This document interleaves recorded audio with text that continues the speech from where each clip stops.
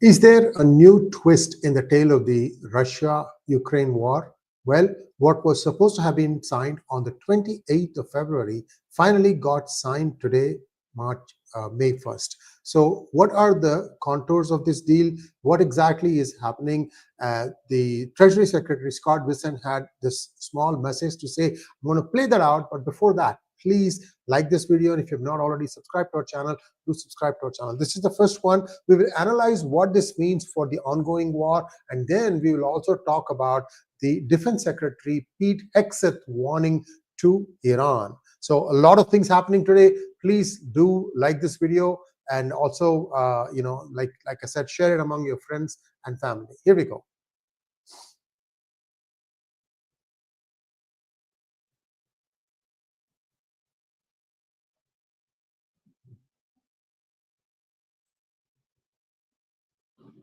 Thanks to President Trump's tireless efforts to secure a lasting peace, I am glad to announce the signing of today's historic economic partnership agreement between the United States and Ukraine, establishing the United States-Ukraine Reconstruction Investment Fund.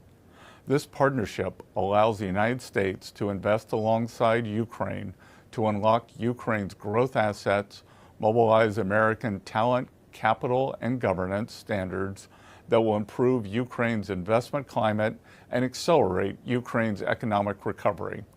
The Development Finance Corporation will participate and help to establish this fund in collaboration with the government of Ukraine.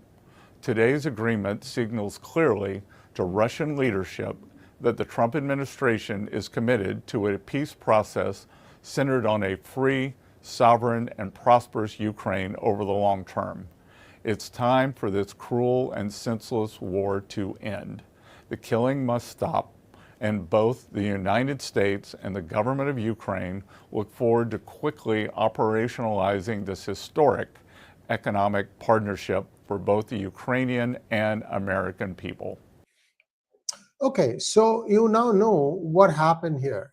The American political leadership and Ukraine patched up. You know that at the funeral of the Pope, Trump and Zelensky met, and some things were discussed. And I think Ukraine probably smelled the coffee, because the problem here was not Ukraine. It was who was directing Ukraine to say what it was saying, and that, I believe, was the deep state,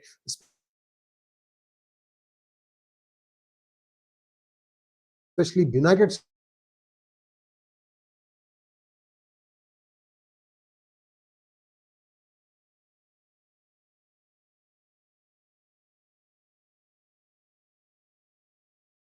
What we're going to do. I don't see what else anyone can do about it. So this is something that is a very interesting and important development in this ongoing conflict. So what is it that they are going to do? They are going to establish a United States-Ukraine Reconstruction Investment Fund. Now, you have to go back to some of the statements that the Treasury Secretary Scott Bessent made in order to explain what he wanted, or what the United States wanted from Ukraine from this minerals deal. First of all, there is huge speculation that the minerals that are supposed to be part of this are already occupied by Russia, number one. Second, even that is just a best guess. It might be there, it might not be there. So given the uncertainty around all these things, what is going to play out next is anyone's guess. The important thing that United States has been emphasizing, especially to the people of Ukraine, is that we don't make money unless you make money. So this is sort of like the investment fund is joint.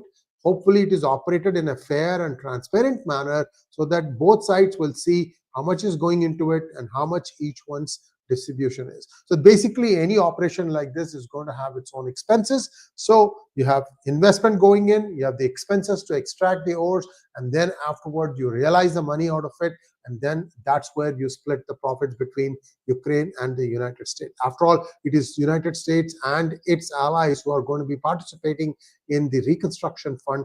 But at least this one, what has happened is the games that Putin was playing with United States and Ukraine of, making saying that he wants peace and actually going even much harder. I think those things have now, that bluff has been called, and I think United States has again started taking the initiative back in this Ukraine-Russian war. Let's wait and see how this plays out. I'm hopeful that Putin will say, okay, by the way, today, tomorrow, and the day after tomorrow, there's ceasefire. I'm talking about 1st May, and hopefully neither side will break it, although these things are all written on water, so you never know.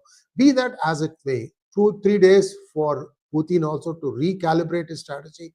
Will United States now put more attempts to try and regain back those areas which are considered rich in minerals? That's a big question that everybody is asking, and that's what something you see, because Russia is already entrenched. It's not going to move, and even if they are forced to move, they're going to booby trap the hell out of the place, just as I'm sure Ukraine has booby trapped it.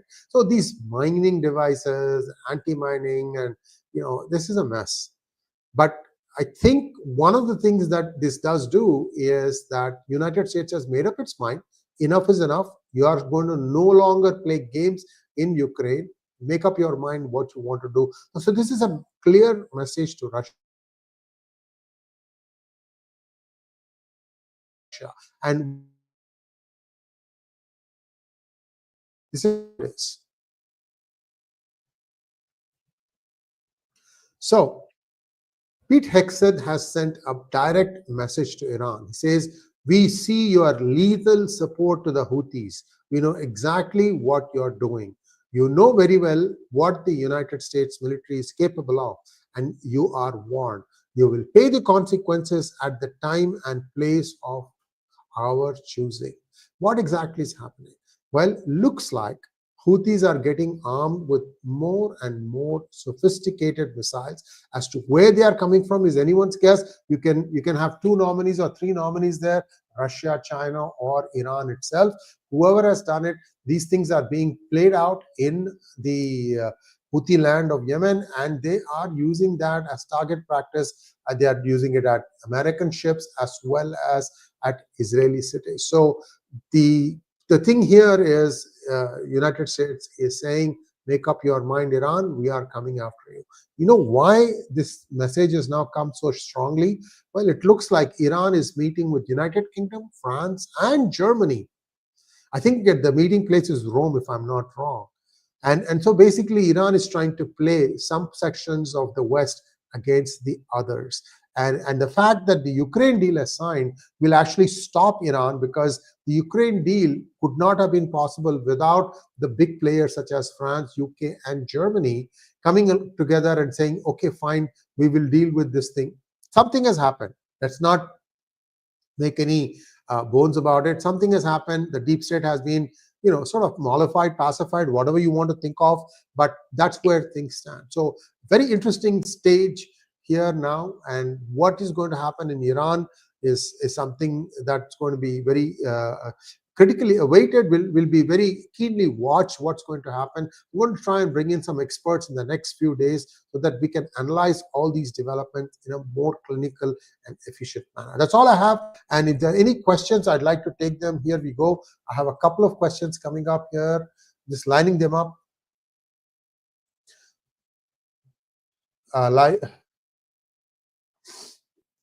There are 24 fires that have been cited in Israel. By the way, these are pretty nasty fires, and we don't know the impact of that yet. So somewhere somebody is really upset about it, and I think this is what maybe they are like fire bombs that the Houthis have sent launched at Israel. So Israel is under a lot of pain right now. We won't know the impact of the destruction maybe till tomorrow morning. Certainly something nasty has happened there. So that's the other update. So this is why the Hegseth warning. So let's take a quick look at some questions that you folks have. Let's see here. Maithili wants to know, why is US wanting to talk to Pakistan? It looks as though the situation is getting diluted and no action by India. Well, the first false flag or psychological operation was yesterday when they said that they might cut off the Akhnoor chicken neck. Nothing happened. When daylight broke out, people started telling me that, look, there's nothing wrong here, nothing is going on. So we said, okay, fine, we couldn't do the update. It was just a psychological operation. There will be many such operations. As to why United States is talking to Pakistan, look, every country has a track 2.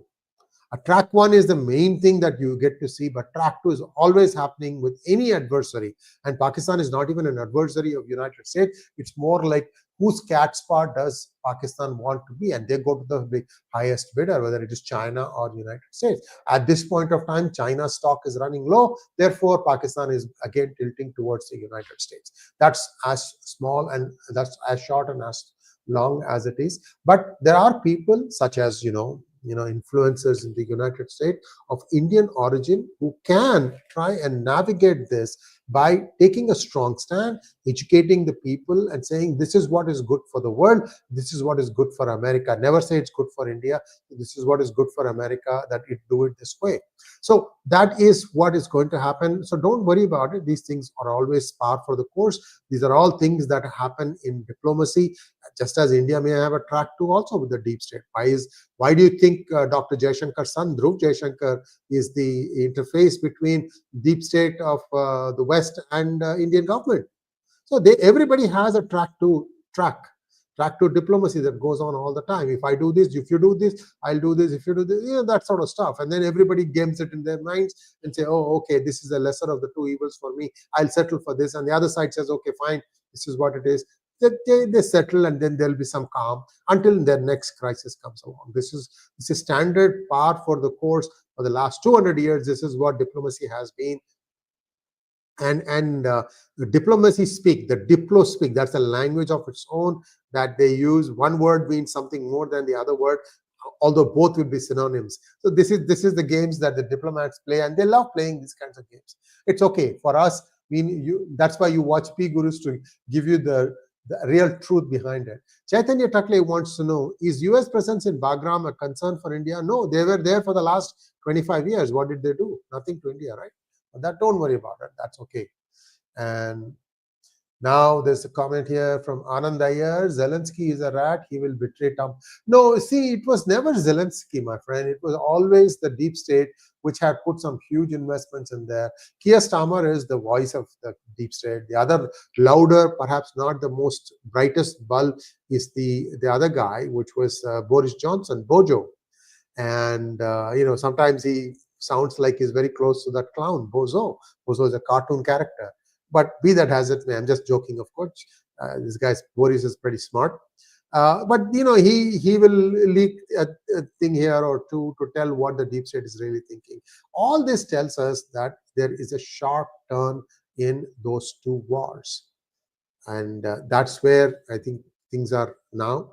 And we'll have to wait and see how these things play out. So please do watch and subscribe to our channel if you've already not done so. We're going to try and regulate the chat responses. I'll keep you posted on that information. In the next few days, we'll be rolling something out, which I think will help both of us, so that only meaningful questions get asked, and ranters with wrong names and things like that don't abuse and make our lives miserable. Thanks for watching. Please like, share, and subscribe to our channel. Don't forget to click on the bell button for notifications. Namaskar.